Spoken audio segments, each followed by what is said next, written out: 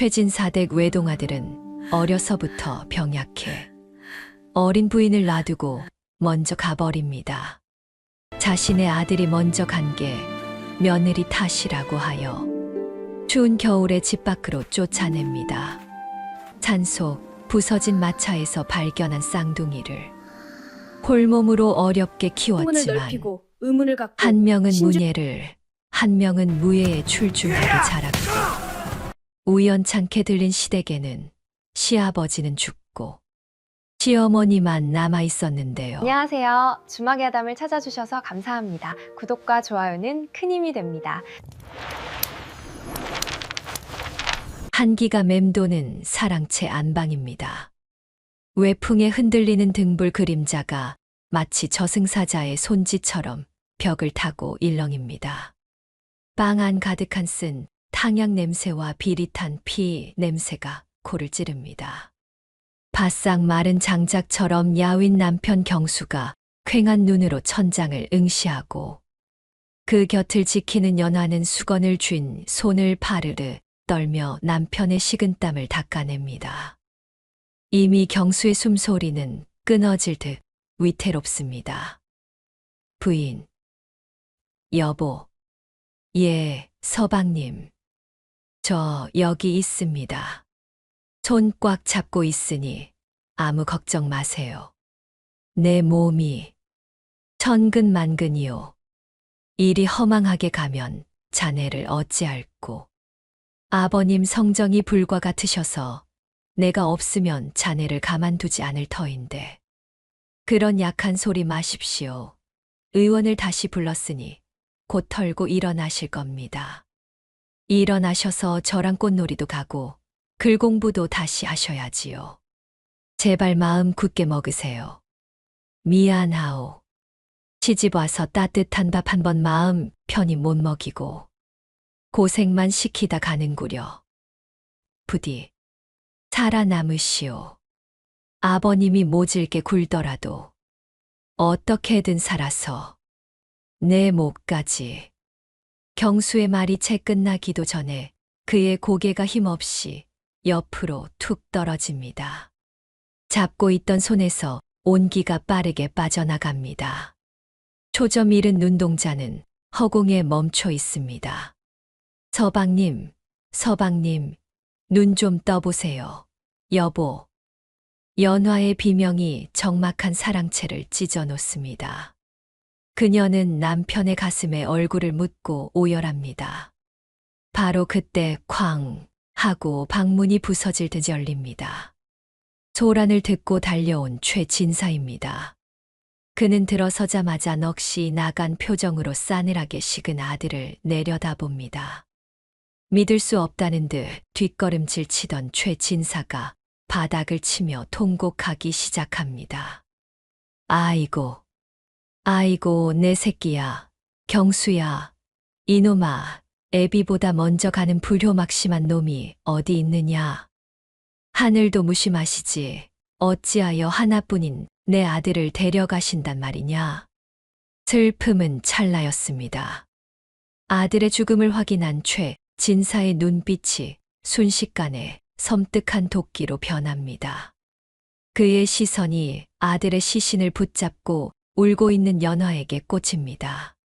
최진사가 성큼성큼 다가와 연화의 어깨를 거칠게 잡아챕니다. 내년이냐? 내년이 결국 내 아들을 잡아먹은 게야. 아버님, 서방님이, 닥쳐라. 이 재수 없는 년, 점쟁이가 뭘 하더냐. 내년이 들어오면 집안이 산다더니 살기는커녕 멀쩡하던 내 아들 명주를 끊어놨어. 최진사는 분을 이기지 못하고 연화를 바닥으로 내동댕이 칩니다. 아들 잡아먹은 년이 어디서 감히 곡소리를. 네, 내년 울음소리도 듣기 싫으니 당장 닥치지 못해. 그 소란에 뒤따라 들어온 시어머니 윤씨 부인이 기겁하며 최진사의 팔을 붙듭니다. 영감, 진정하세요. 애가 죽었습니다. 며느리도 넋이 나갔는데 이 무슨 행패십니까? 비켜. 임자 눈에는 전현이 며느리로 보여? 내 눈엔 아들 죽인 원수로밖에 안 보여. 저 사주 팔자 드센 년이 들어오고 나서 경수가 시름시름 앓기 시작했어. 이건 다 전현 탓이야. 빵 안은 아들을 잃은 아비의 광기와 남편을 잃은 여인의 통곡으로 아수라장이 됩니다. 며칠 뒤 초상이 끝난 최진사 댁 마당입니다. 장례 기간 내내 물 한 모금 마시지 못하고 상주 노릇을 한 연화가 휑한 눈으로 마당 한가운데 무릎을 꿇고 있습니다. 하인들이 숨죽여 지켜보는 가운데 대청마루에 앉은 최진사가 곰방대를 딱딱 바닥에 내리칩니다. 장례도 끝났으니 이제 셈을 치러야지. 아버님, 듣기 싫다. 내년 목소리만 들어도 내 아들 생각이 나서 치가 떨려. 내 분명히 말하마. 너는 오늘부로 이 집 사람이 아니다. 아버님, 그게 무슨 말씀이십니까? 갈 곳 하나 없는 저를 내치시면, 내치지 않으면? 내 아들 잡아먹은 걸로 모자라 내 재산, 내 명줄까지 갉아먹을 셈이냐? 용한 점쟁이라 믿고 데려왔더니 결국 사기꾼 놈의 말장난에 노란한 꼴이 되었어. 집안을 일으키긴 개뿔. 가장 귀한 아들을 죽여놓고 뻔뻔하게 이 집에 붙어 있으려 하다니. 제발 한 번만 자비를 베풀어 주십시오. 죽은 서방님을 봐서라도 어디서 감히 죽은 자식 이름을 입에 올려. 내년이 내 눈앞에 있는 1분 1초가 나에겐 지옥이다. 당장 내 집에서 꺼져라. 옆에서 눈물만 훔치던 윤씨 부인이 보다 못해 튀어나와 연화를 감싸 안습니다. 영감, 해도 너무하십니다. 이 엄동설 안에 핏덩이 같은 아이를 빈손으로 내쫓다니요. 차라리 저를 내쫓으세요. 제가 나가겠습니다. 이 할망구가 노망이 났나. 비키지 못해 며느리 편들. 거면 임자도 같이 나가서 얼어 죽던가. 최진사가 발길질을 하며 윤씨 부인을 밀쳐냅니다. 흘바닥에 나뒹구는 시어머니를 본 연화. 황급히 달려가 부축하려다 최진사의 서슬 퍼런 눈빛과 마주칩니다. 더 이상 버티면 시어머니까지 다칠 것입니다. 연화는 입술을 깨물며 결심한 듯 고개를 듭니다. 어머니, 괜찮으십니까? 아버님, 제가 나가겠습니다. 아가, 안 된다. 내가 어딜 간다고 그래. 어머니께 손대지 마십시오. 제가 나갑니다. 제 발로 나갈 테니 제발 그만하십시오. 오냐, 말귀를 알아듣니 다행이구나. 지금 당장 짐 싸서 나가거라. 단, 쌀 한 톨, 숟가락 하나라도 챙겨 나갔다간 도둑년으로 모라관하에 넘길 테니. 입고 있는 소복 그대로 당장 꺼져. 매서운 칼바람이 부는 대문 밖. 쾅 하는 소리와 함께 육중한 대문이 닫히고 빗장이 걸립니다. 쫓겨난 연화는 얇은 소복 하나에 의지한 채 눈보라치는 길 위에 덩그러니 남겨졌습니다. 문 안쪽에서 시어머니가 대문을 두드리는 소리가 들립니다. 아가, 연화야, 문 좀 열어보세요. 제발, 이 추운 날 애를 죽일 셈이에요. 시끄럽다. 대문 꽉 걸어 잠가라. 누구든 문 열어주는 놈은 그 놈도 같이 쫓겨날 줄 알아. 연화는 닫힌 대문을 향해 큰절을 올립니다. 바닥에 냉기가 무릎을 파고들었습니다. 어머니, 부디 만수무강하십시오. 서방님, 제가 못나서 어머님을 모시지 못하고 떠납니다. 부디 하늘에서라도 지켜봐 주십시오. 눈물을 훔치며 비틀비틀 걸음을 옮기려는 찰나. 담벼락 너머에서 다급하고 낮은 목소리가 들립니다. 아가, 아가, 들리느냐? 어머니? 쉿, 큰 소리 내지 말거라. 담벼락 밑을 보거라. 내가 몰래 던져 놓았다. 내 비상금으로 숨겨둔 은비녀 하나랑 떡 몇 조각이다. 담장 밑눈 속에 파묻힌 하얀 보따리. 연화는 떨리는 손으로 그것을 집어듭니다. 어머니. 살아야 한다.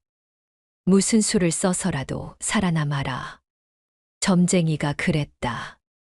내가 우리 집안을 살릴 것이라고. 영감은 안 믿어도 나는 그 말을 믿는다. 비록 지금은 쫓겨나는 신세지만 너는 끈질기게 살아야 해. 어머니. 꼭 살아남겠습니다. 은혜 잊지 않겠습니다. 가거라. 어서 가. 영감이 알면 사단이 날 테니 어서 가거라. 연화는 보따리를 품에 안고 눈보라 속으로 걸어갑니다. 그녀의 뒷모습이 하얀 눈 속으로 점처럼 사라져 갑니다. 탐욕스러운 최진사의 기와집은 거대한 괴물처럼 입을 다문 채 그저 차갑게 침묵할 뿐입니다. 쿠당탕 쾅. 정적을 깨고 천둥소리 같은 굉음이 산을 울렸습니다. 연화는 본능적으로 소리가 난 쪽으로 고개를 돌렸습니다. 가파른 절벽 아래 뽀얀 눈먼지가 피어오르고 있었습니다. 홀린 듯 절벽 끝으로 다가간 연화가 아래를 내려다보며 입을 틀어막습니다. 세상에, 저게 무슨... 절벽 아래 험준한 바위 틈에 검은색 마차 하나가 처참하게 부서져 있었습니다. 바퀴는 하늘을 향해 치솟아 있고 마차의 지붕은 산산조각이 나 있었습니다. 사람이 있을지 모른다는 생각에 연화는 아픈 발을 끌고 비탈길을 미끄러지듯 내려갔습니다. 가시덤불이 옷을 찢고 살을 파고들었지만 고통을 느낄 겨를도 없었습니다. 사고 현장은 참혹했습니다. 마부로 보이는 산에는 바위 틈에 끼어 이미 숨이 끊어져 있었습니다. 피가 흥건한 눈밭을 보며 연화가 주춤거리던 찰나 부서진 마차 안쪽에서 가느다란 소리가 들려왔습니다. 응애, 으앙. 아기 울음소리였습니다. 그것도 하나가 아니었습니다. 연화는 미친 듯이 부서진 마차 문을 뜯어냈습니다. 기울어진 마차 안, 두꺼운 비단, 포대기에 쌓인 갓난아기 2명이 기적처럼 굴러다니고 있었습니다. 두꺼운 포대기와 쌓인 눈이 완충작용을 해 목숨을 건진 듯 했습니다. 아가, 세상에, 이 핏덩이들이. 연화는 떨리는 손으로 아이들을 품에 안았습니다. 아이들은 자지러지게 울어대고 있었습니다. 추위와 공포에 질린 울음이었습니다. 그때 연화의 눈에 숨진 마부의 품에서 삐져나온 호패 같은 것이 보였습니다. 하지만 그를 모르는 그녀는 그것이 무엇인지 알 길이 없었습니다. 그저 짐승들의 먹이가 되기 전에 아이들을 데리고 이곳을 떠나야 한다는 생각뿐이었습니다. 괜찮다, 괜찮아. 아가들아, 울지 마라. 연화는 자신의 얇은 걷치마를 벗어 아이들을 감쌌습니다. 뼈가 시리는 추위가 닥쳐왔지만 품 안의 온기가 그녀를 버티게 했습니다. 그녀는 죽은 마부와 누군지 모를 아이들의 부모를 향해 마음속으로 빌었습니다. 누구신지 모르오나 이 아이들은 제가 살리겠습니다. 부디 저승길 편히 가소서. 해질녘이 되어서야 연화는 산 중턱 버려진 오두막을 발견했습니다. 지붕은 반쯤 무너져 내렸고 문짝은 덜렁거리는 폐가였습니다. 사냥꾼들이 잠시 머물다 버린 듯한 그곳은 거미줄과 먼지투성이었지만 당장 눈보라를 피할 수 있는 유일한 곳이었습니다. 연화는 아이들을 구석에 뉘어놓고 밖으로 나가 마른 나뭇가지를 긁어 모았습니다. 시어머니가 챙겨준 보따리 깊숙한 곳에 부싯돌이 들어있던 것이 천만다행이었습니다. 매캐한 연기와 함께 작은 불꽃이 타오르자 얼어붙었던 몸이 조금씩 녹아내렸습니다. 그제야 아이들의 얼굴이 제대로 보였습니다. 쌍둥이였습니다. 똑 닮은 두 사내 아이였습니다. 배가 고픈지 아이들이 다시 보채기 시작했습니다. 젖이 나올리 만무한 연화는 급한 대로 눈을 녹인 물에 딱딱한 떡을 불려 으깨기 시작했습니다. 미안하다. 줄게 이것밖에 없구나. 조금만 참거라. 연화가 손가락으로 묽은 떡물을 찍어 아이의 입가에 대주자 아이들은 어미 젖은 양 힘차게 빨아댔습니다. 그 작은 생명력이 연화의 가슴을 뭉클하게 했습니다. 젖은 옷을 갈아입히기 위해 아이들의 포대기를 풀던 연화의 손이 멈칫했습니다. 불빛 아래 드러난 아이들의 등 때문이었습니다. 형으로 보이는 아이의 등에는 붉은 점, 3개가 동생의 등에는 점, 4개가 선명하게 찍혀 있었습니다. 마치 누군가 붓으로 찍어 놓은 듯 기이한 모양이었습니다. 점, 이게 무슨 모양이지? 연화는 고개를 갸웃했지만 이내 대수롭지 않게 여겼습니다. 비단 포대기에 쌓여있던 걸로 보아 양반집 자제들인 듯 했으나 이제는 부모 잃고 산속에 버려진 신세가 되었습니다. 남편 잃고 쫓겨난 자신과 다를 바가 없었습니다. 그래, 너희나 나나 세상에서 버려진 목숨들이구나. 우리끼리라도 살아야지. 살아야 하고 말고. 그날부터 처절한 생존이 시작되었습니다. 한겨울 산속의 폐가 생활은 지옥과도 같았습니다. 밤이면 늑대 울음소리가 지척에서 들려왔고 문틈으로 황소바람이 들이쳤습니다. 연화는 아이들을 살리기 위해 짐승보다 더 독해져야 했습니다. 그녀는 삭바느질 거리를 구하기 위해 아이 둘을 업고 산길을 내려가 마을을 찾았습니다. 아이고, 댁에 일손 필요 없습니까? 빨래든 밭일이든 뭐든 다 하겠습니다. 젊은 과부가 애 둘을 업고 다니니 마을 사람들의 시선이 고울 리 없었습니다. 팔자가 얼마나 드세면 남편 잡아먹고 애를 둘이나 달고 다녀? 저 애들은 누구씨야? 수군거림과 멸시는 비수처럼 꽂혔지만 연화는 입술을 꽉 깨물고 버텼습니다. 품 안에서 꼬물거리는 두 생명을 위해서라면 자존심 따위는 개나 줘버릴 수 있었습니다. 하루 종일 남의 집 빨래를 해주고 얻어온 식은 밥 한 덩이와 젖동량 조금. 연화는 퉁퉁 부은 손으로 그것들을 받아들고 다시 가파른 산길을 올랐습니다. 해가 지면 산짐승들이 나오기 때문에 전 먹던 힘까지 다해 뛰어야 했습니다. 집에 도착해 아이들에게 젖을 물리고 나면 연화는 탈진해 쓰러지곤 했습니다. 배가 고파 칭얼대던 아이들이 배를 채우고 새근새근 잠든 모습을 볼 때만이 유일한 위안이었습니다. 아가들아, 무럭무럭 자라거라. 세상 사람들이 우리를 손가락질하고 비웃어도 너희는 보란듯이 훌륭하게 자라야 한다. 너희 아비가 누군지는 모르나 하늘이 너희를 살린 데는 다 뜻이 있을 게다. 내 뼈가 부서지는 한이 있어도 너희만은 굶기지 않으마. 연화는 잠든 쌍둥이의 머리를 쓰다듬으며 눈물을 삼켰습니다. 무너져가는 오두막의 밤. 세 사람의 거친 숨소리만이 위태롭게 이어지고 있었습니다. 하지만 그 칠흑 같은 어둠 속에서 아이들의 등에 새겨진 7개의 점은 마치 밤하늘의 북두칠성처럼 희미하지만 분명한 빛을 품고 있었습니다. 어느덧 10년이라는 세월이 흘렀습니다. 인적 드문 깊은 산속, 낡아빠진 오두막 앞마당엔 쌉싸름한 약초 냄새가 진동합니다.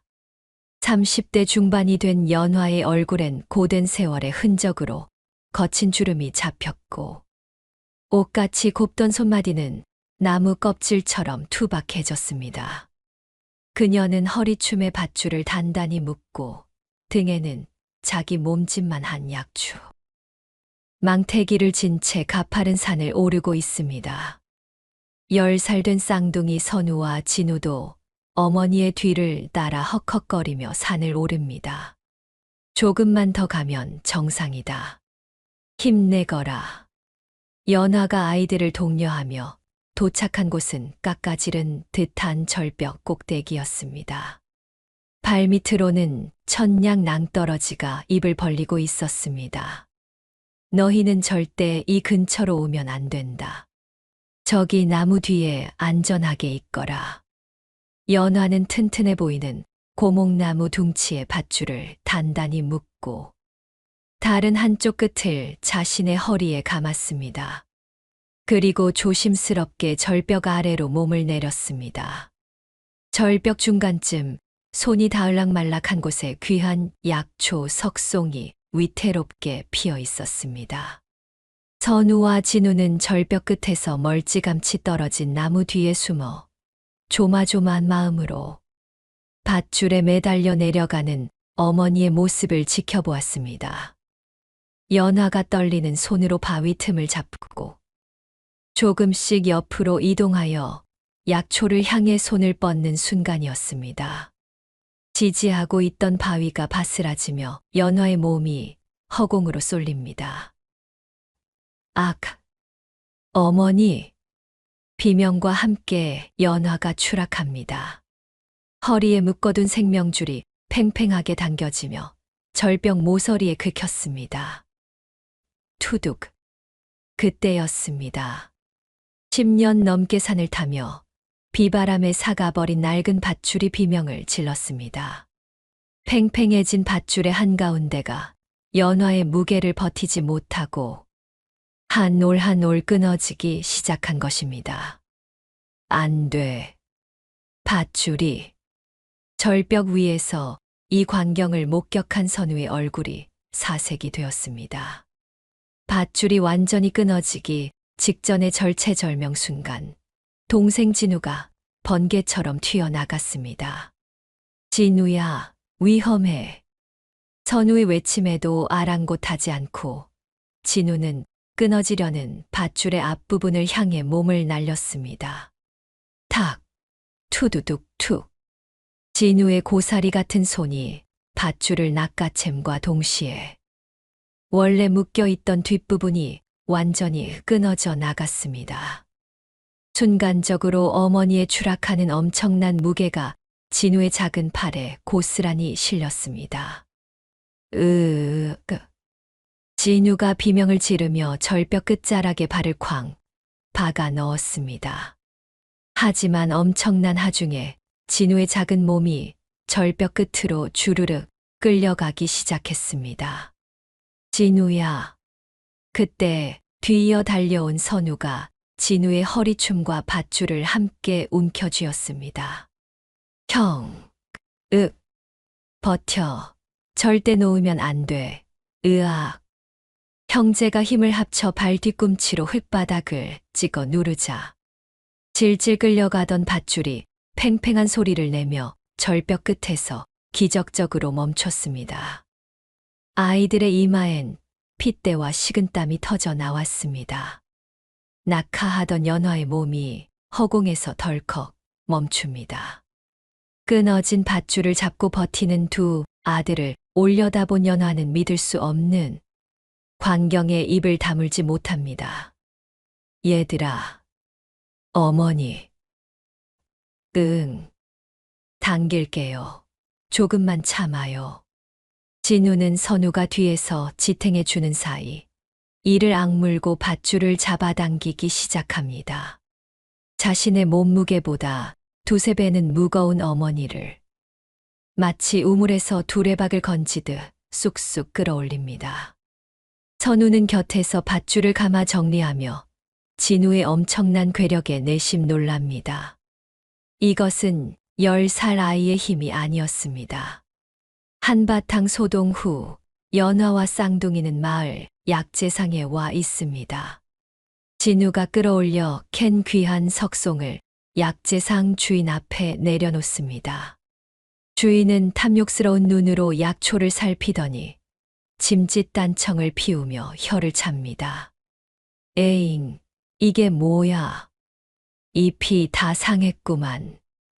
뿌리도 시원찮고. 그럴 리가요. 절벽 그늘에서 자라 지내기 꽉 찬 최상품입니다. 목숨 걸고 캐온 겁니다. 값을 좀 쳐주십시오. 목숨 건 건 댁사정이고 요즘 이런 건 흔해 빠졌어. 옛다 단양 줄 테니 두고 가슈. 안 그래도 재고가 넘쳐서 손해보고 사는 거야. 단양이라니요. 저번에는 10냥은 좋게 받는다고 하셨잖습니까? 쌀이 떨어져서 그럽니다. 제발 조금만 더. 아, 싫으면 도로 가져가던가. 연화가 울상을 짓고 주인은 배짱을 튕깁니다. 그때 약재상 구석에서 부통을 구경하던 형 선우가 조용히 다가옵니다. 선우의 시선은 주인의 등 뒤 벽에 걸린 거래 장부와 시세표에 꽂혀 있습니다. 아저씨, 뭐냐, 이 꼬맹이는? 아저씨 거짓말쟁이네. 아까 뒷문으로 나간 형한테는 이것보다 안 좋은 걸 20냥에 팔았으면서. 뭐라. 이 녀석이. 그리고 저기 벽에 종이 붙어 있잖아요. 금일 석송 시세, 물량이 귀하여 급등함. 최상품은 부르는 게 감지라고. 저기 귀할 귀 자랑 오를 등 자 훈장님이 가르쳐 준 건데. 내가 잘못 읽은 건가? 주인의 얼굴이 벌겋게 달아오릅니다. 연화는 깜짝 놀라 선우를 바라봅니다. 서당 근처에는 가본 적도 없는 아이였습니다. 하지만 연화는 문득 떠올립니다. 장터에서 주워온 찢어진 책 조각을 보며 혼자 글자를 익히던 모습. 한 번 들은 말은 토시 하나 안 틀리고 기억하던 선우의 모습들을 말입니다. 선우야, 너 그 글자를 어떻게? 그냥 보면 알겠던데. 아저씨, 우리 관아에 가서 사또 나으리한테 물어볼까? 거짓말하면 곤장이 몇 대인지. 이 맹랑한 녀석 좀 보게. 알았다, 알았어. 내 20냥. 아니, 30냥 쳐주마. 됐냐? 조그만 놈이 말하는 게 아주 청산유수네. 거참. 주인은 땀을 뻘뻘 흘리며 엽전 꾸러미를 던지듯 내줍니다. 선우는 씩 웃으며 엽전을 받아 어머니 손에 쥐어줍니다. 돌아오는 길에 고기한 근과 쌀을 사온 세 식구. 오랜만에 배불리 저녁을 먹고 쌍둥이는 곤히 잠들었습니다. 호롱불 아래 연화는 잠든 아이들의 얼굴을 번갈아 내려다봅니다.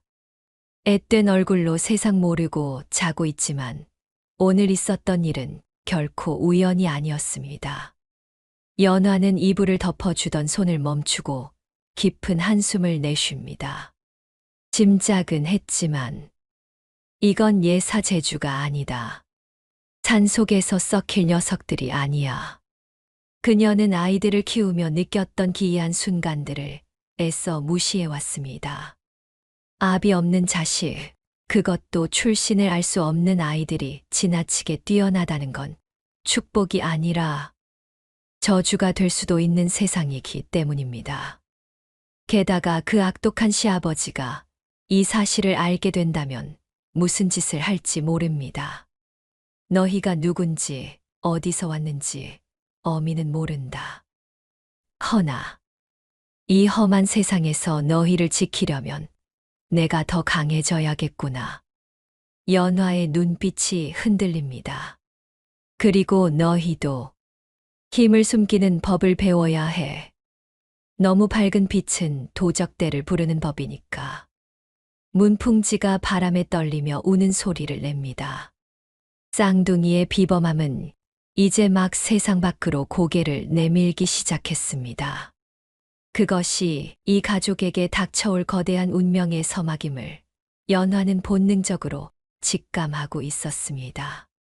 며칠 뒤 연화는 약초를 팔기 위해 장터에 나갔다가 기막힌 이야기를 듣게 되었습니다. 국밥집 평상에 앉은 장돌뱅이들이 킬킬거리며 최진사댁 이야기를 안주 삼아 씹고 있었습니다. 들었나? 그 악독한 최진사 영감이 결국 되졌다네. 잘 죽었지 뭐. 평생 남의 눈에 피눈물 흘리게 하더니 화병으로 갔다며. 글쎄, 그 영감이 죽는 순간까지 안방에 있는 그 괴상한 함을 끌어안고 안 놔줬다지 않나. 그게 원래 영모로 몰려 죽은 충신 김대감네 물건이라며. 맞아. 김대감 집안 멸문시키고 훔쳐온 보물이라는데 그 함을 여는 묘수를 못 찾아서 평생을 끙끙 앓다가 죽은 게지. 천하의 멍청한 놈이지. 쯧쯧. 연화의 귀가 번쩍 뜨였습니다. 충신 김대감네 물건, 그리고 열리지 않는 함. 불현듯 산속에서 아이들을 주었을 때 마부의 품에 있던 호패와 비단 포대기가 떠올랐습니다. 어쩌면 쌍둥이의 부모가 그 억울하게 죽은 김 대감일지도 모른다는 생각에 가슴이 세차게 뛰었습니다. 하지만 그보다 더 연화의 마음을 흔든 건 시어머니 윤씨 부인의 소식이었습니다. 그나저나 윤씨 마님만 불쌍하게 됐어. 영감 죽자마자 사촌이니 팔촌이니 하는 하이에나 같은 친척. 놈들이 재산 뜯어먹겠다고 들이닥쳐서 난리도 아니라더구먼. 안 그래도 몸도 성치 않은 양반을 쯧쯧 곧 쫓겨나거나 객사하겠어. 연화는 쥐고 있던 약초 꾸러미를 떨어뜨릴 뻔했습니다. 자신을 살려준 은인 같은 시어머니가 위기에 처했다는 말에 더 이상 망설일 시간이 없었습니다. 얘들아, 짐을 챙겨라. 가야 할 곳이 있다. 어머니, 어디로요? 사람을 구하러 가야 한다. 너희 할머니나 다름없는 분이다. 연화와 쌍둥이는 산을 내려와 10년 만에 최진사 댁으로 향했습니다. 으리으리했던 기와집은 주인의 죽음을 알리듯 곳곳이 허물어져 있었고 대문은 활짝 열려 있었습니다. 마당에 들어서자마자 고함과 비명 소리가 귀를 때렸습니다. 이 늙은이가 노망이 났나? 내놓으라지 않소. 안방 열쇠 어디다 숨겼어. 안 된다. 절대 안 돼. 그 방문을 열면 집안이 망해. 사랑채 앞 탐욕스러운 눈빛을 한 친척들이 윤씨 부인을 애워싸고 위협하고 있었습니다. 윤씨 부인은 바닥에 쓰러져 옷이 흙투성이가 된 채 품속에 무언가를 감싸 안고 벌벌 떨고 있었습니다. 한 사내가 윤씨 부인의 멱살을 잡으려던 찰나였습니다. 그 손 놓으시오. 쩌렁쩌렁한 호통 소리에 친척들의 시선이 대문 쪽으로 쏠렸습니다. 허름한 무명옷을 입었지만 눈빛만은 서슬퍼런 연화가 서 있었습니다. 누구냐 너는? 이 집 며느리입니다. 어머님 몸에 손대면 관아에 고변할 것이니 당장 물러서시오. 며느리, 아하, 10년 전에 쫓겨난 그 남편 잡아먹은 년말이구나. 내가 무슨 자격으로 여기를 와. 썩 꺼지지 못해. 사내 하나가 코웃음을 치며 연화에게 다가와 거칠게 밀치려 달려들었습니다. 그 순간 연화의 뒤에 서 있던 동생 진우가 다람쥐처럼 튀어나갔습니다. 사내가 연화를 밀치려는 찰나 진유가 사내의 다리 사이로 잽싸게 발을 쑥 집어넣었습니다.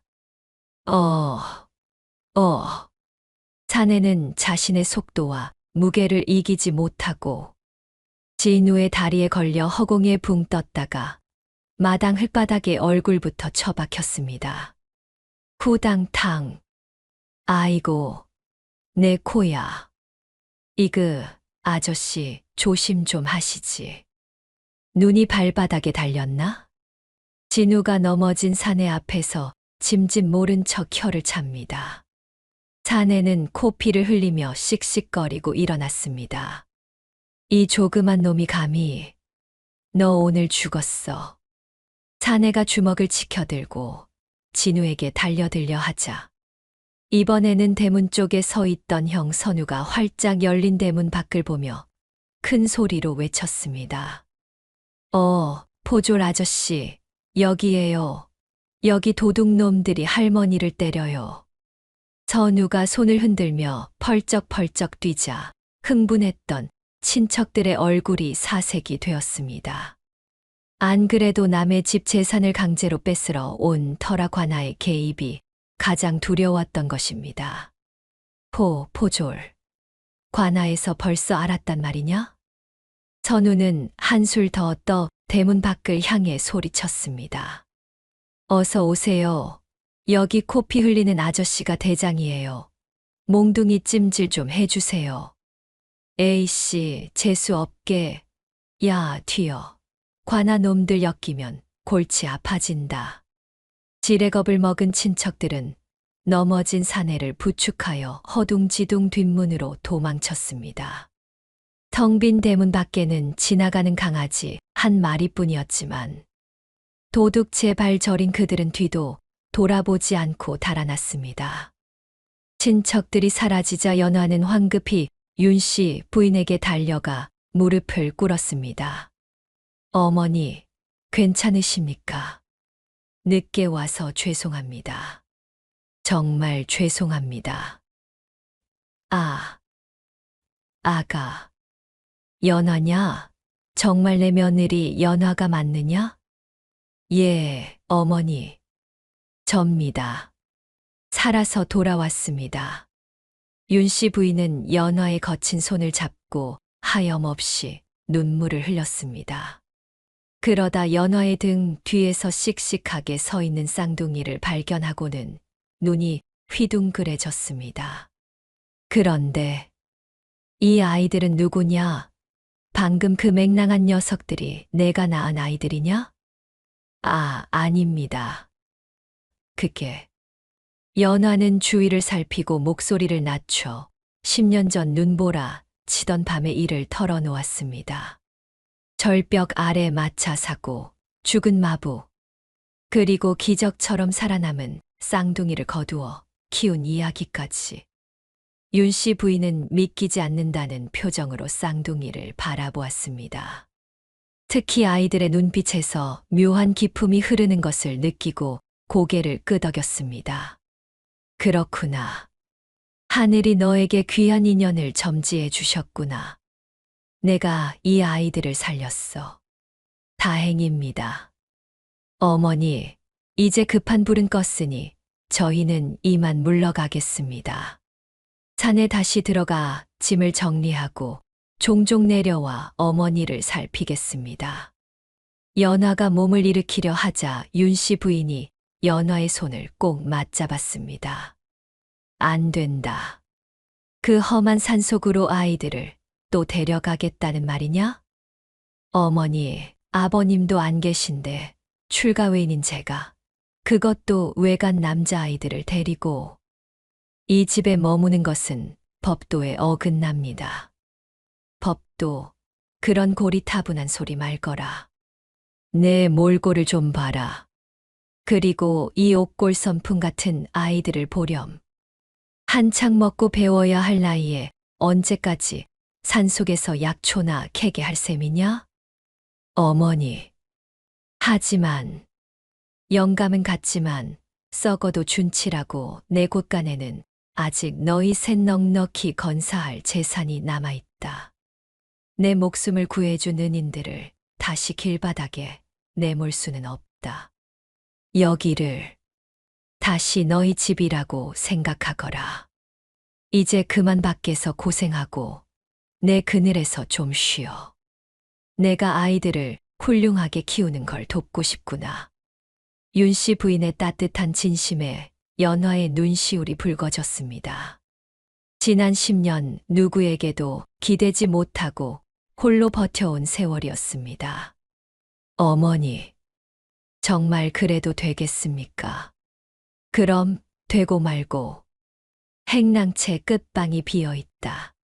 당분간은 거기서 지내며 아이들 글공부도 시키고 맛있는 것도 좀 먹이자꾸나. 감사합니다. 정말 감사합니다, 어머니. 해가 뉘엿뉘엿 지는 마당 10년 전 쫓겨났던 며느리가 두 아들과 함께 다시 그 집으로 들어섰습니다. 윤 씨 부인의 따뜻한 보살핌 아래 연화와 쌍둥이의 삶은 비로소 안정을 찾았습니다.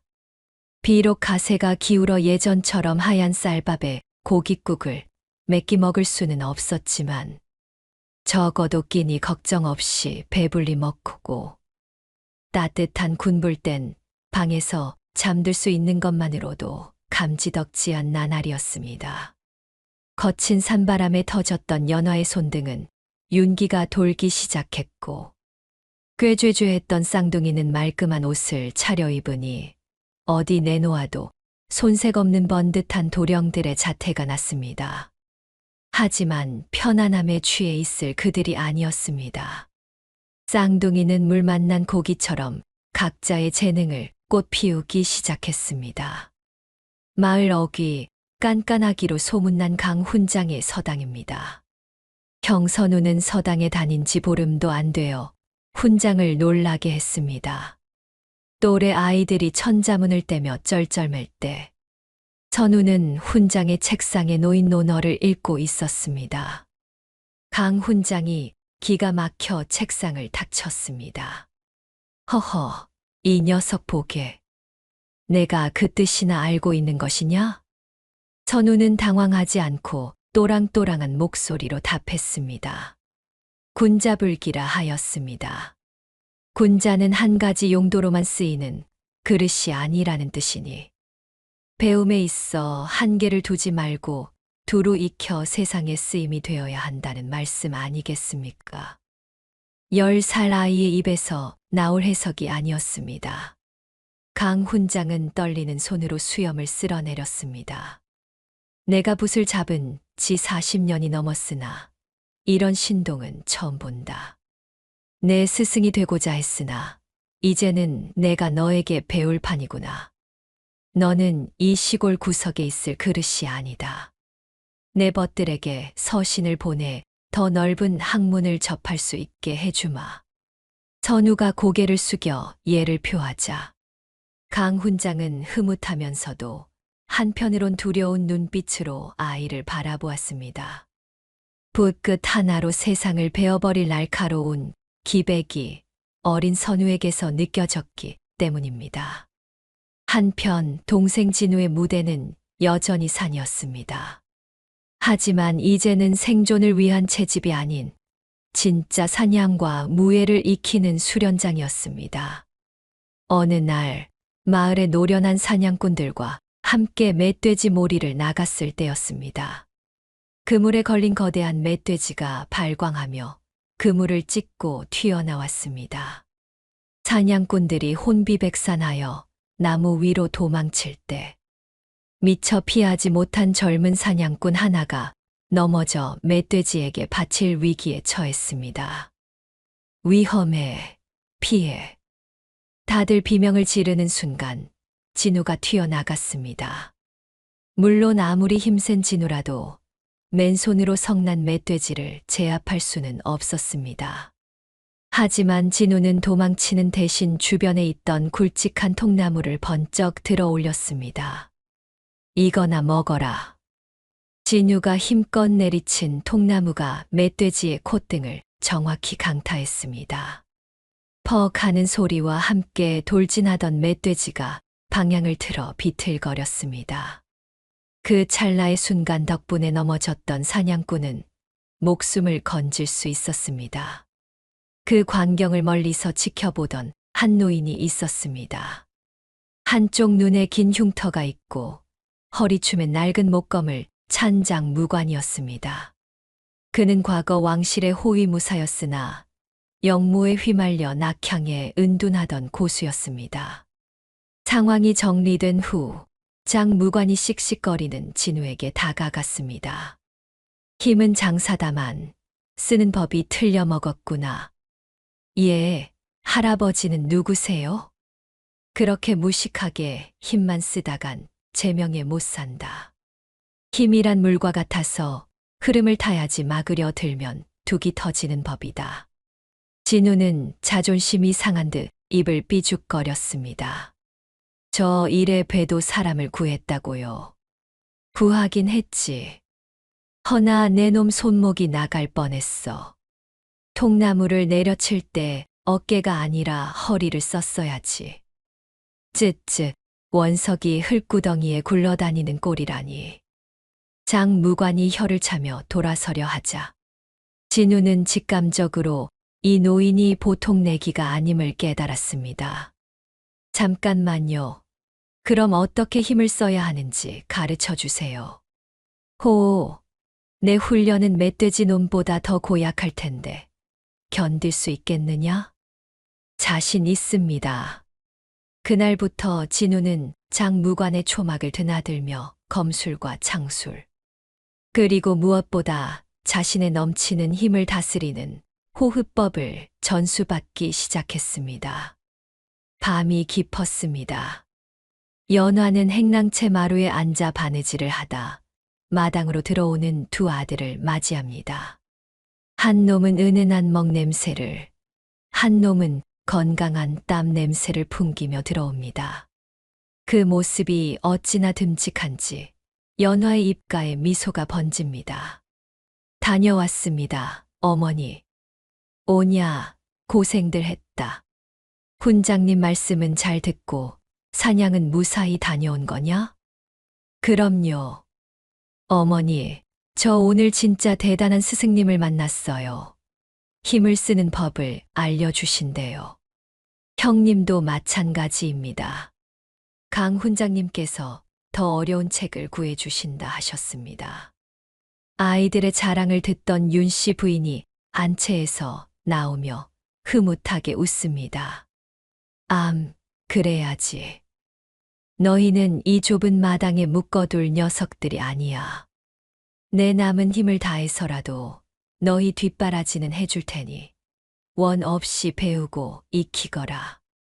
할머니, 감사합니다. 화기애애한 저녁 식사가 끝나고 모두가 잠든 시각. 연화는 조용히 마당으로 나와 밤하늘을 올려다보았습니다.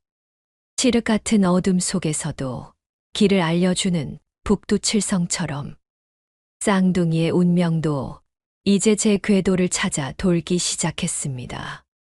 문과 무, 두 개의 날개가 튼튼하게 자라나고 있었습니다. 평화는 그리 오래 가지 않았습니다. 윤 씨 부인의 따뜻한 보살핌 아래 쌍둥이가 무럭무럭 자라고 있던 어느 날. 아침 굳게 닫힌 대문을 부술듯 두드리는 소리가 최진사 댁의 정적을 깼습니다. 이리 오너라. 당장 문을 열지 못할까. 아침밥을 짓던 연화가 놀라 뛰쳐나가고 윤 씨 부인도 황급히 대청마루로 나왔습니다. 하인이 빗장을 풀자마자 관아의 포졸들과 낯익은 얼굴들이 우르르 마당으로 밀려들었습니다.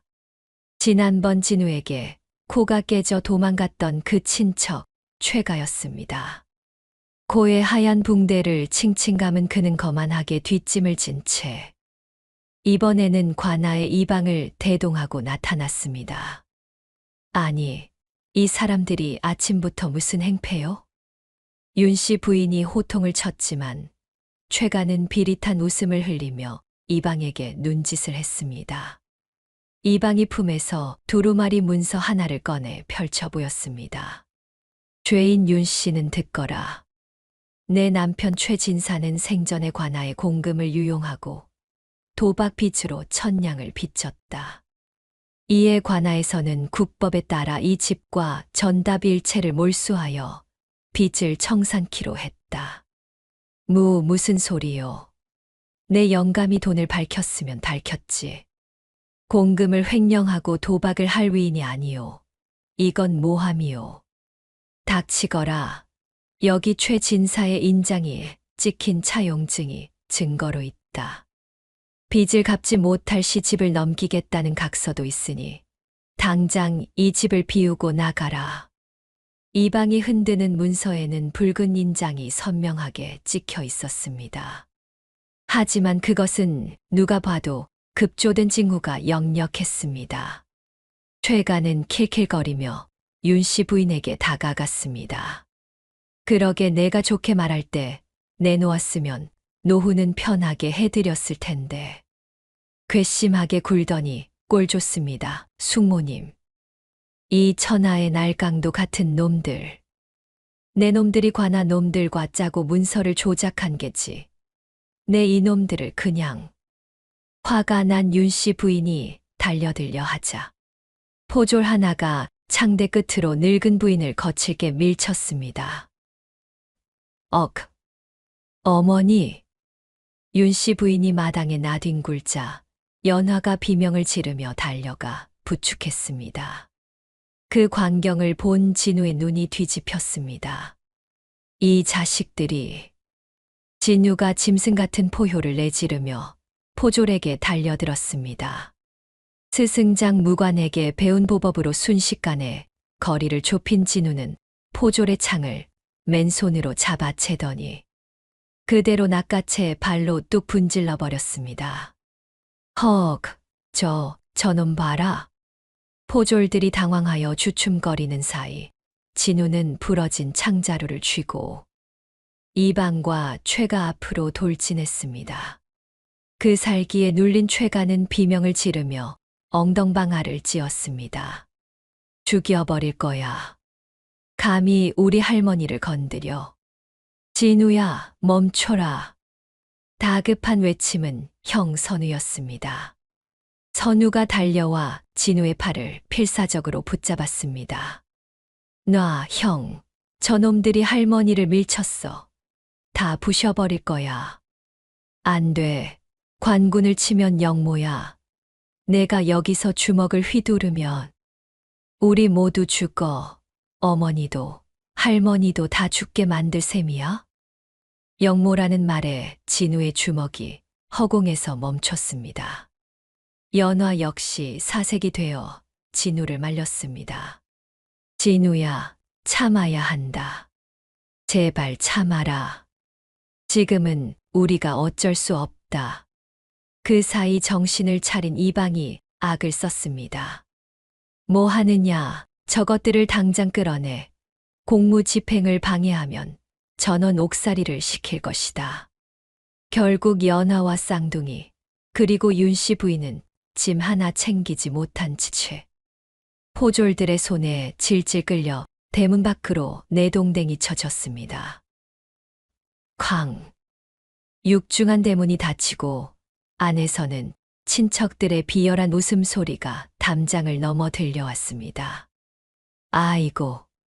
아이고 분해라. 내 집을 눈뜨고 뺏기다니. 윤 씨 부인은 흙바닥에 주저앉아 대문을 두드리며 통곡했습니다. 연화는 피가 나도록 입술을 깨물며 노모를 감싸 안았습니다. 억울함에 치가 떨렸지만 관아의 힘을 등에 업은 그들을 당장 당해낼 재간이 없었습니다. 그때 형 선우가 닫힌 대문을 노려보며 차갑게 가라앉은 목소리로 말했습니다. 어머니, 할머니, 너무 상심 마세요. 저 문서는 가짜예요. 뭐라고? 아까 이방이 펼친 문서를 봤어요. 할아버지가 쓰신 문서에 찍힌 도장과 달랐어요. 급하게 위조하느라 실수를 한 게 분명해요. 그리고 종이도 10년 묵은 차용증이라기엔 먹 냄새가 너무 새 것이었어요. 선우의 눈빛은 10살 아이의 것이 아니었습니다. 냉철한 분노가 서려 있었습니다. 힘으로 뺏은 건 힘으로 되찾는 게 아니라 그들이 만든 덫으로 되찾아야 해요. 제가 반드시 증거를 찾아서 저 문을 다시 열어드릴게요. 옆에서 씩씩거리던 진우도 눈물을 훔치며 주먹을 꽉 쥐었습니다. 나는 힘을 더 기를 거야. 다시는 저 따위 창자루 하나 못 꺾어서 어머니랑 할머니가 땅바닥에 구르는 꼴 안 볼 거야. 그 어떤 놈도 우리 가족 건드리면 뼈도 못 추리게 만들 거야. 연화는 두 아들의 어깨를 감싸 안았습니다. 그래. 울지 마라. 우리는 다시 일어설 것이다. 저들이 뺏어간 것은 집이지 우리 가족이 아니다. 하루아침에 길바닥으로 나앉게 된 내 식구. 하지만 그들의 눈빛은 절망이 아닌 복수를 향한 뜨거운 불꽃으로 타오르고 있었습니다.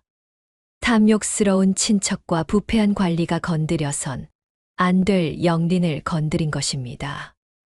이제 소년들의 진짜 싸움이 시작되려 하고 있었습니다. 차가운 밤바람이 구멍 숭숭 뚫린 문풍지 사이로 새어 들어오는 마을 외곽의 폐가입니다. 윤 씨 부인은 충격으로 알아누웠고 연화는 젖은 집단에 불을 붙이려 애쓰고 있습니다. 매캐한 연기 속에 콜록거리는 시어머니를 보며 연화의 가슴이 미어집니다. 어머니, 조금만 참으세요. 곧 방이 따뜻해질 겁니다. 아가, 선우야. 예, 할머니. 곁에 있습니다. 윤 씨 부인이 떨리는 손으로 선우의 손을 잡습니다. 그놈들이 내민 문서는 가짜다. 영감은 생전에 중요한 계약을 할 때만 쓰는 진짜 인장을 따로 숨겨두었다. 그놈들은 그걸 못 찾아서 가짜를 급조한 게야. 진짜 인장이요. 그게 어디 있습니까? 사당. 사당 재단 밑 세 번째 벽돌이 헐겁다. 그 안에 있다. 그걸 찾아야 해. 그래야 우리가 산다. 선우의 눈이 번뜩였습니다. 모두가 잠든 깊은 밤. 최진사댁, 아니 이제는 친척 최가의 집이 된 곳 담벼락 아래 두 그림자가 어른거립니다. 선우와 진우입니다. 형, 저기 문지기가 둘이나 있어. 진우가 담장 너머를 살피며 속삭입니다. 선우가 침착하게 주위를 둘러봅니다. 걱정 마. 저들은 술에 취해 있어. 내가 반대편에서 소리를 내서 시선을 끌어줘. 그 틈에 내가 사당으로 들어갈게. 형 혼자 괜찮겠어. 위험해. 이건 힘으로 하는 게 아니야. 눈과 발이 빨라야 해. 내가 더 작고 가벼우니까 내가 가는 게 맞아. 신호하면 튀어. 진유가 고개를 끄덕이고 어둠 속으로 사라집니다. 잠시 후 반대편 담장에서 와장창 하고 항아리 깨지는 소리가 들립니다. 누구냐? 도둑이야? 문지기들이 허둥지둥 소리 난 쪽으로 달려갑니다. 그 틈을 타 선우가 날렵하게 담을 넘습니다. 발소리 하나 내지 않고 그림자처럼 마당을 가로지르는 솜씨가 제법입니다. 선우는 사당문을 조심스레 열고 들어갑니다. 희미한 달빛에 의지의 재단을 더듬습니다. 하나, 둘, 셋. 여기다. 헐거운 벽돌을 빼내자 먼지 쌓인 작은 나무 상자가 나옵니다. 열어보니 붉은 인주가 묻은 옥도장이 들어있습니다. 할머니 말씀대로 진짜 인장입니다. 선우가 인장을 품에 넣고 나가려던 찰나. 사당 바로 옆 안채에서 불빛이 새어나오고 사람들의 말소리가 들립니다. 선우는 호기심에 이끌려 안채 마루 밑으로 기어들어가 틈새로 방 안을 엿봅니다.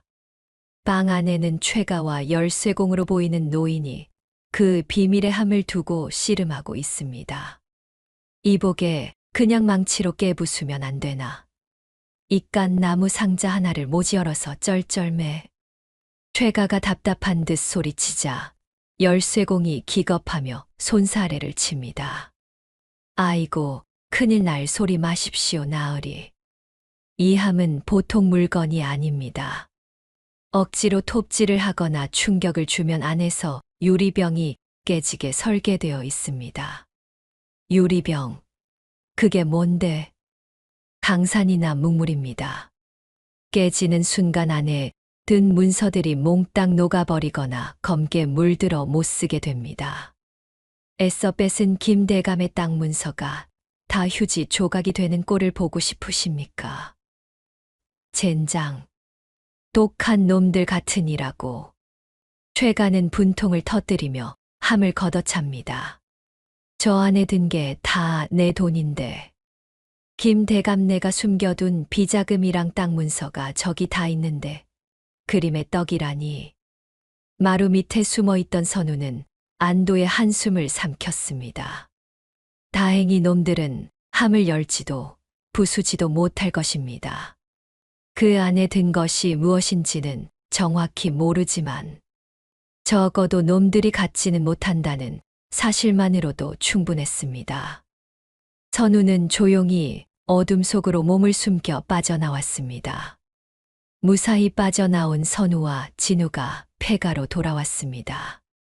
선우는 품에서 진짜 인장을 꺼내 어머니와 할머니 앞에 내놓았습니다. 해냈구나. 우리 선우가 해냈어. 윤씨 부인이 인장을 끌어안고 눈물을 흘립니다. 연화도 안도의 한숨을 내쉽니다. 이제 이걸 가지고 날이 밝는 대로 관하로 가자. 사또에게 보여주고 억울함을 호소하면. 아니요, 어머니. 선우가 단호하게 고개를 젓습니다. 관하로 가면 안 돼요.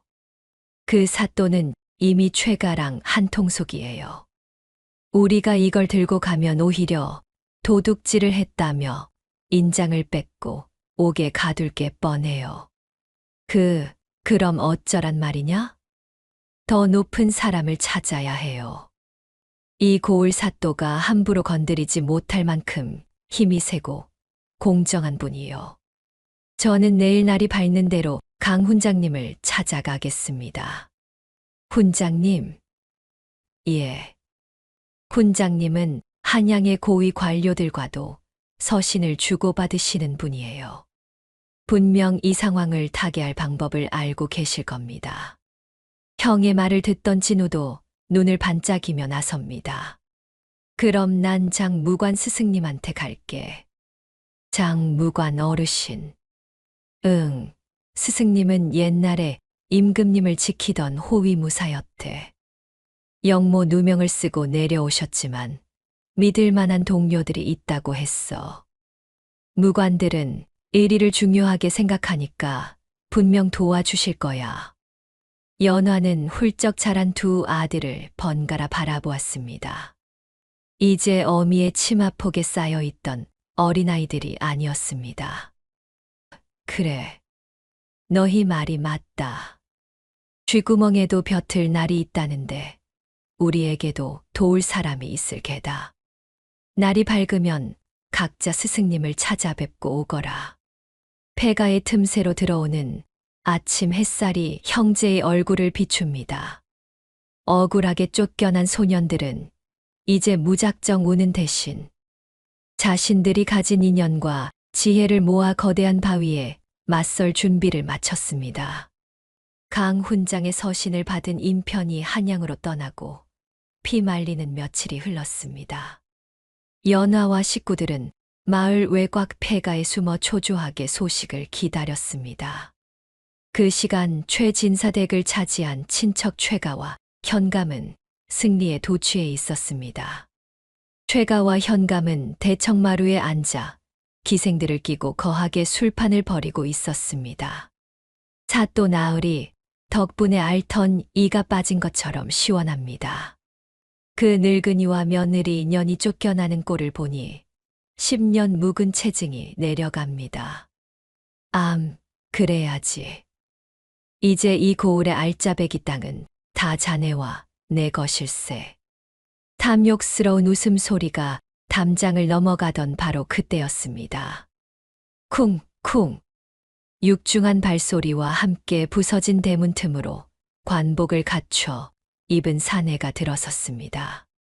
강훈장의 서신을 받고 급히 내려온 사헌부 감찰관이었습니다. 뒤이어 무장한 역졸 10여 명이 마당으로 들이닥쳤습니다. 어명이다.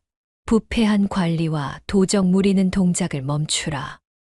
술잔을 들고 있던 현감이 깜짝 놀라 일어났지만 이내 비릿한 웃음을 지으며 주위를 둘러보았습니다. 감찰관이 데려온 역졸은 고작 10여 명인 반면 자신의 수하들은 훨씬 많았기 때문입니다. 허허, 감찰관 나으리. 먼 길 오시느라 고생하셨으나 번지수를 잘못 찾으셨소. 내 구역에서 나를 잡겠다고? 여봐라, 걔 누구 없느냐?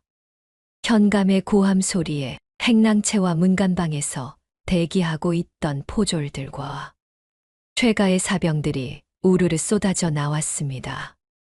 50명이 넘는 인원이 순식간에 감찰관 일행을 에워쌌습니다.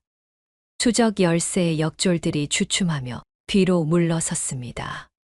이런, 수가 너무 많구나. 감찰관의 이마에 식은 땀이 흐르던 절체절명의 순간이었습니다. 휙, 퍽.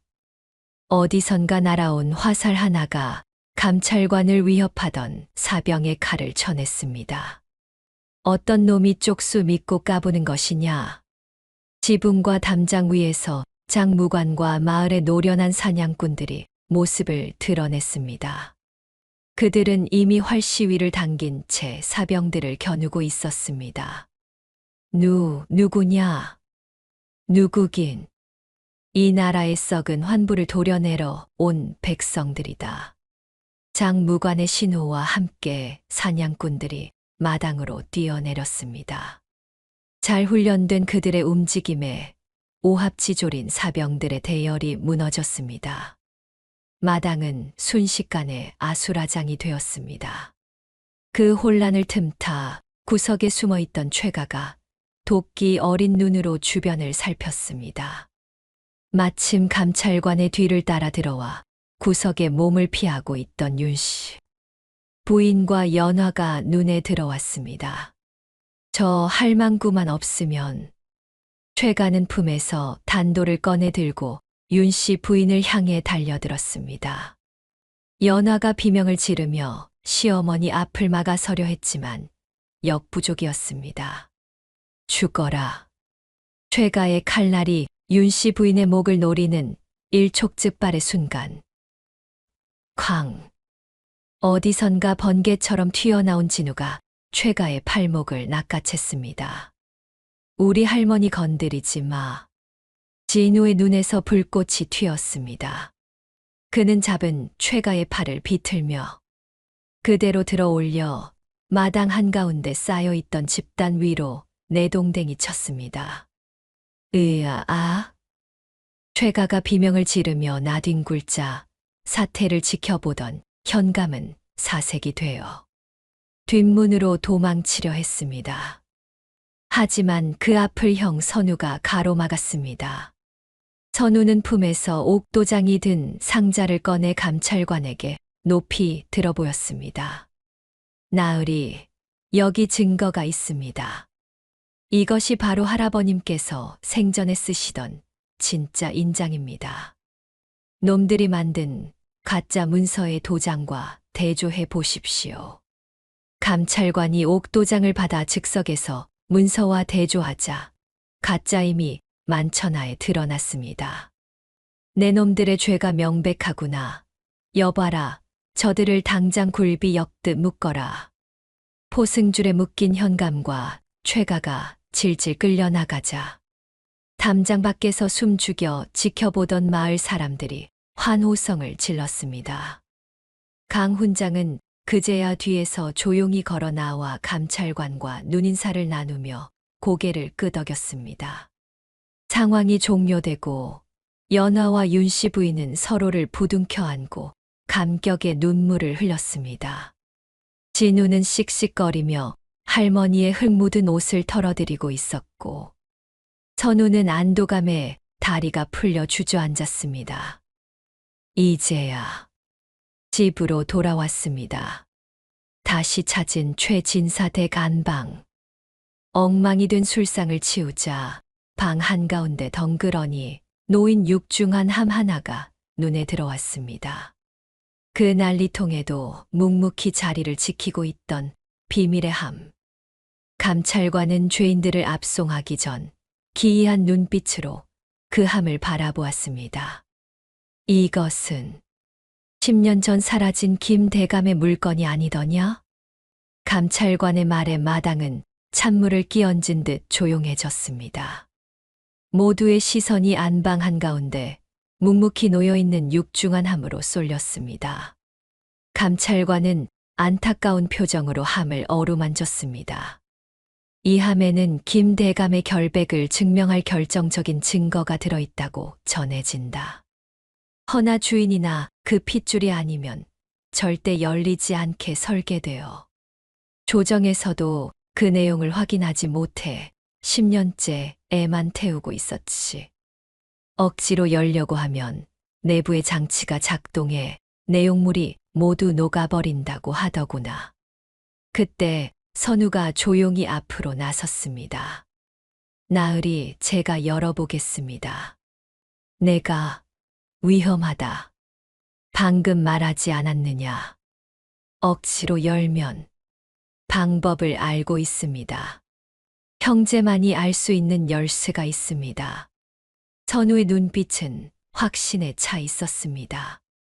그는 옆에 서 있던 동생을 불렀습니다. 진우야, 이리 와서 윗옷을 벗고 뒤돌아 앉아봐.